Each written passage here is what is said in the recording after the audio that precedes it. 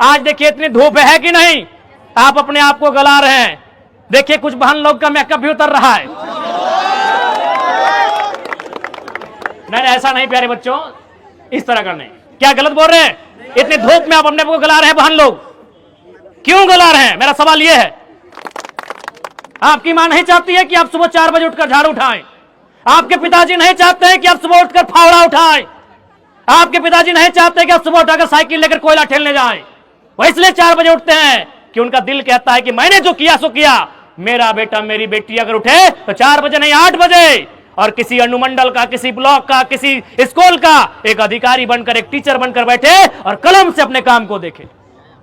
तमाम शिक्षक, शिक्षिकाएं, अभिभावक और छात्र छात्राओं, आप सभी को गणतंत्र दिवस की हार्दिक असंख्य शुभकामनाएं। आज बड़े हर्ष उल्लास के साथ, उमंग के साथ पूरे राष्ट्र में गणतंत्र दिवस मनाया जा रहा है। लेकिन आज हमें जानने की आवश्यकता है, जानने के साथ साथ अनुकरण करने की आवश्यकता है कि गणतंत्र का अर्थ क्या है। किन परिस्थितियों में भारत देश में गणतंत्र की व्यवस्था की गई थी, किन परिस्थितियों में भारत देश स्वतंत्र हुआ था।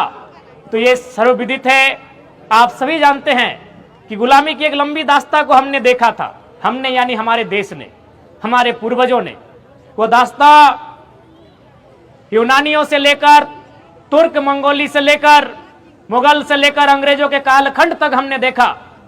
और जब भारत को स्वतंत्र किया गया, जब भारत को आजाद किया गया, तो उस समय जो उस समय देश के फ्रीडम फाइटर थे, उनके जहन में एक ही सवाल था कि आजाद तो हम हो चुके हैं, लेकिन ये आजादी टिकेगी कैसे? ये आजादी टिकेगी कैसे?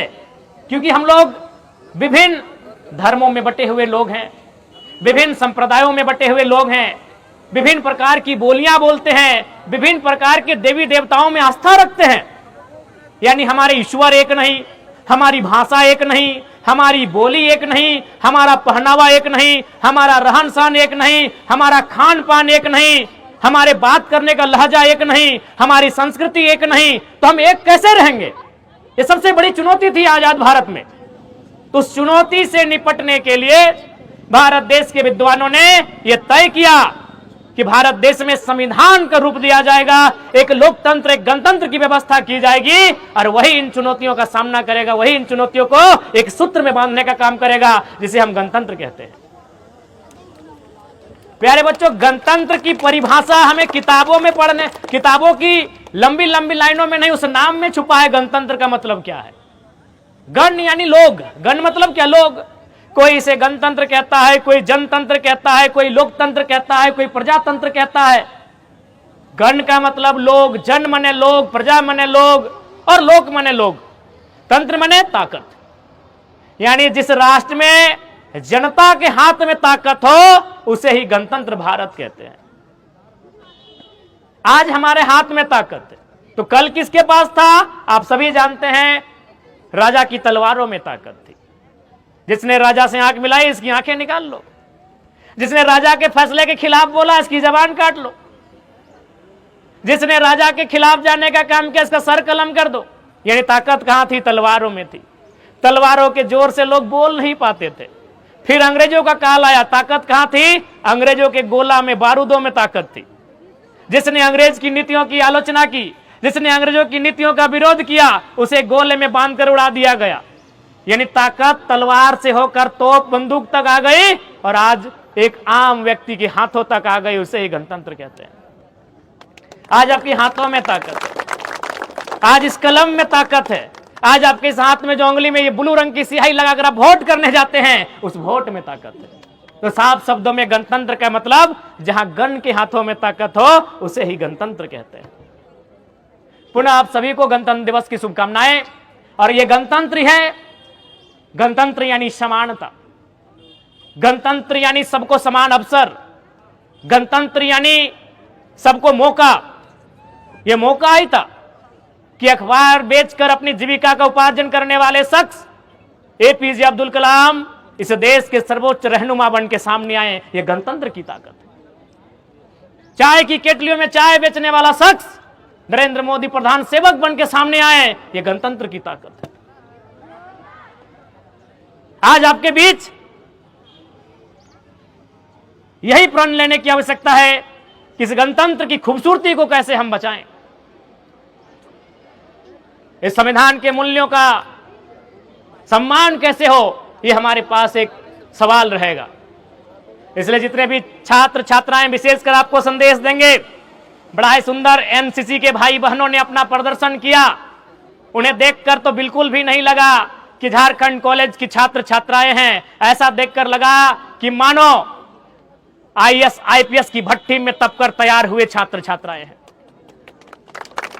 और यही कॉलेज है। कॉलेज का एक मतलब अनुशासन भी होता है, जहां हम अनुशासन को सीखते हैं। कहावत है ना, discipline makes the nation great, अनुशासन ही राष्ट्र को महान बनाता है। तो ये कॉलेज की गलियां ही हैं, ये कॉलेज की पगडंडियां ही हैं, जहां आप अपने गुरुजनों के सानिध्य में, उनके संरक्षण में अनुशासन को सीखेंगे, ज्ञान अर्जन करेंगे, अपने आप को विवेकवान बुद्धिमान बनाकर इस विद्यालय से, इस महाविद्यालय से आप बाहर जाएंगे। इसलिए छात्र छात्राओं, प्यारे बच्चों, आप सभी को हमारा यही संदेश रहेगा। और साथ में, चूंकि डुमरी और तोपचांची विशेष दूरी नहीं है, एक ही भौगोलिक क्षेत्र है। चूंकि आज 26 जनवरी की एक उमंग होती है, ललक होती है। अच्छा, आप बताइए तो आप कितना बजे सुबह उठे थे? 5 बजे? अरुण के बजे उठले? अली 5 बजे उठे होंगे। अब आप पता कर लीजिए, आपकी मां आपसे 2 घंटा पहले उठी होगी, हाँ या ना, बस इतना बोलिएगा। आप अगर 5 बजे उठे हैं तो आपकी मां 4 बजे या 3:30 बजे उठी होगी। आप अगर 6 बजे उठेंगे तो आपकी मां 5:30 बजे या 4:30 बजे उठी होगी। उठ के पहला काम क्या क्या होगा? शर्माइए मत, हमारी मां ने भी किया होगा, हालांकि हमारी मां भी हॉस्पिटल में है। अगर घर में होती तो की होती क्या? पहले झाड़ू पकड़ी होती, जूठे बर्तनों को पोछी होती। गलत बोल रहे हैं?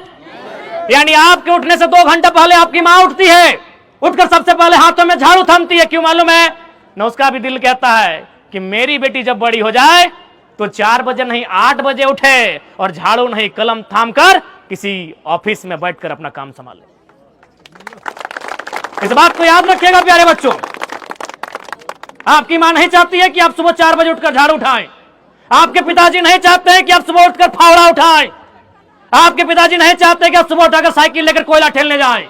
वो इसलिए 4 बजे उठते हैं कि उनका दिल कहता है कि मैंने जो किया सो किया। मेरा बेटा मेरी बेटी अगर उठे तो 4 बजे नहीं 8 बजे, और किसी अनुमंडल का, किसी ब्लॉक का, किसी स्कूल का एक अधिकारी बनकर, एक टीचर बनकर बैठे और कलम से अपने काम को देखे। अभी आपको तय करना है, अभी आपको तय करना है भैया, ये तय आपको करना है कि आप उनकी इस मेहनत का, उनके इस संघर्ष का क्या मूल्य देने जा रहे हैं, ये आपको तय करना है। आज देखिए इतनी धूप है कि नहीं, आप अपने आप को गला रहे हैं। देखिए कुछ बहन लोग का मेकअप भी उतर रहा है। नहीं ऐसा नहीं प्यारे बच्चों, इस तरह करने क्या गलत बोल रहे हैं? इतनी धूप में आप अपने आप को गला रहे हैं बहन लोग, क्यों गला रहे हैं? मेरा सवाल यह है। आप अपने आप को तपा रहे हैं, क्यों तपा रहे हैं? मेरा यह सवाल है। आपने उस विषय में तो हंस दिया जब हमने कहा मेकअप उतर रहा है, मेरा वो विषय नहीं है। मेरा यह विषय है कि आप अपने आप को तपा क्यों रहे हैं, आप अपने आप को गला क्यों रहे हैं? इसलिए कि जब इस भट्टी से, इस महाविद्यालय की भट्टी से आप तप कर, गल कर, जब निखर कर बाहर आए तो काबिल होकर आए। क्या गलत बोल रहे हैं?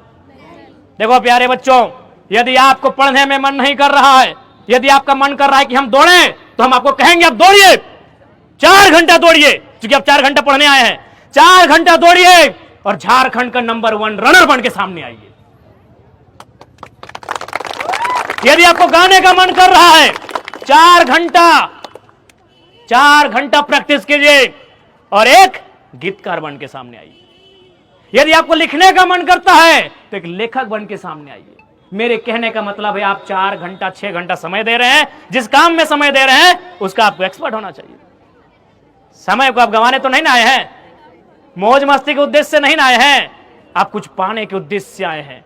इसलिए आपको मेरा यही संदेश होगा और इतना ही कहेंगे, सपने पूरे होते हैं प्यारे बच्चों, सपने पूरे होते हैं तभी तो आज आप पूरे, हमें लगता है आज झारखंड में नहीं करने तो कम से कम 1 लाख जगह झंडा फहराया गया होगा। कहीं मंत्री ने फहराया होगा, कहीं विधायक ने फहराया होगा, कहीं सांसद ने, तो कहीं डीएसपी एसपी ने, तो कहीं डीजीपी ने, कहीं डीसी ने। देखिए जरा मां तो हवाई चप्पल पहन के फहराने आया, कहीं नहीं होगा, चेक कर लीजिएगा। पूरे झारखंड में चेक कर लीजिएगा कि आपके डुमरी के विधायक हवाई चप्पल पहन के आए हैं। ये तो गनीमत एक रास्ता में टोजर तीनों बार नहीं, आज बढ़िया दिन है, कम से कम कुर्ता टो पहन लीजिए। ये हम इसलिए कह रहे हैं कि सपने पूरे होते हैं। आपके बीच, आपके जैसा आपके बीच का एक भाई आज इस राज्य के सर्वोच्च सदन का मेंबर बन के आया है। सर्वोच्च सदन समझते हैं ना, वहां कलम चलती है और इस राज्य में कानून बनता है। वहां कलम चलेगी तो आपके शिक्षकों का समस्या का समाधान होगा, वहां कलम चलेगी तो इस राज्य की डॉक्टरों का समस्या का समाधान होगा, वहां कलम चलेगी तो आपकी समस्या का समाधान होगा, वहां कलम चलेगी तो आपका एडमिशन का रेट घटेगा बढ़ेगा, वहां कलम चलेगी तो आपके स्कूल का ड्रेस भी बदल जाएगा, बदलेगा ना। तो हम उस हाउस का मेंबर हैं, उस हाउस का मेंबर है जहां से राज्य चलता है। और हम हैं कौन? आपके बीच का है। क्या हम कोई फरिश्ता हैं? आपके बीच का है। क्या हम में और आप में कोई अंतर है? नहीं, हम आपके जैसा है। बस हमने जो तपाया है, अपने आप को गलाया है, उसका रिजल्ट लेके आए हैं। मैंने भी अपने आप को तपाया है, मैंने भी अपने आप को गलाया है, और उस तपने का, उस गलने का ये परिणाम लेकर आया है कि मैंने अपने आप को तपाकर एक प्रयास किया है कि सोना बनकर सबके सामने आए। इसलिए समय का अभाव है। हमारी बातें अगर किन्हीं को तीखी लगे तो बुरा मत मानिएगा। बाकी आपको पुनः रिपब्लिक डे, गणतंत्र दिवस की हार्दिक शुभकामनाएं। हर्षोल्लास के साथ इस दिवस को मनाएं और अपने गुरुजनों का संदेश लेकर जाएं। पुनः आपको गणतंत्र दिवस की बहुत बहुत शुभकामनाएं। जय हिंद, जय भारत, जय झारखंड। और विद्यालय परिवार, प्राचार्य महोदय समेत तमाम शिक्षक शिक्षिकाओं का, टीचिंग नॉन टीचिंग स्टाफ सभी का धन्यवाद, जिन्होंने मुझे इस अभूतपूर्व कार्यक्रम में मुख्य अतिथि के लिए स्थान दिया। धन्यवाद।